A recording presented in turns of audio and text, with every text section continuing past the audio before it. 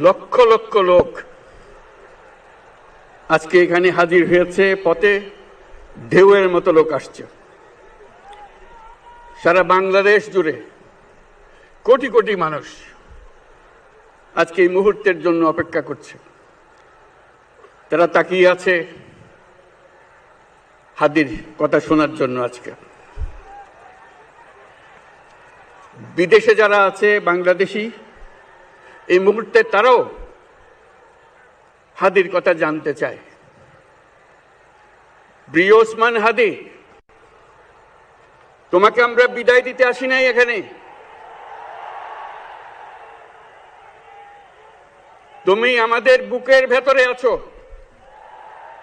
এবং চিরদিন বাংলাদেশ যতদিন আছে তুমি সকল বাংলাদেশির বুকের মধ্যে থাকবে। এটা কেউ সরাতে পারবে না।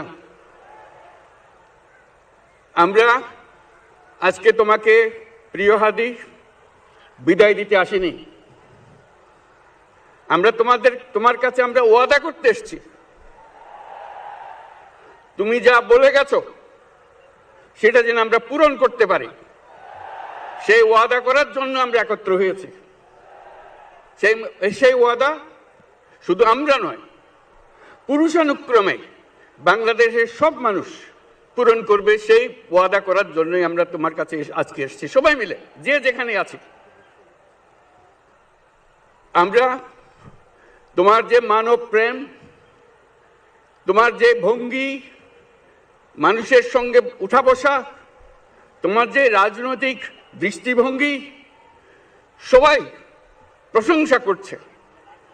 সেটা আমরা মনে প্রাণে গ্রহণ করছি, যে এটা যেন আমাদের মনে সবসময় জাগ্রত থাকে, আমরা সেটা অনুসরণ করতে পারি।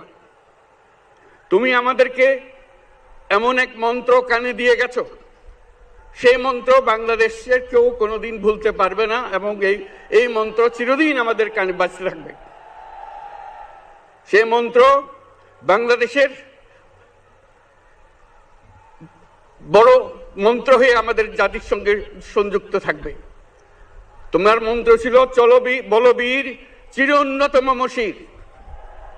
এই উন্নত মমশিরের যে মন্ত্র তুমি দিয়ে গেছো, সেটা বাংলাদেশি সন্তানের জন্মলগ্ন থেকে যতদিন সে বেঁচে থাকবে নিজের কাছে বলবে, বলবীর চির উন্নত মমশির, আমাদের শির কখনো নত হবে না।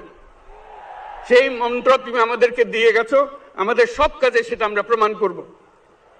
আমরা দুনিয়ার সামনে মাথা উঁচু করে চলব।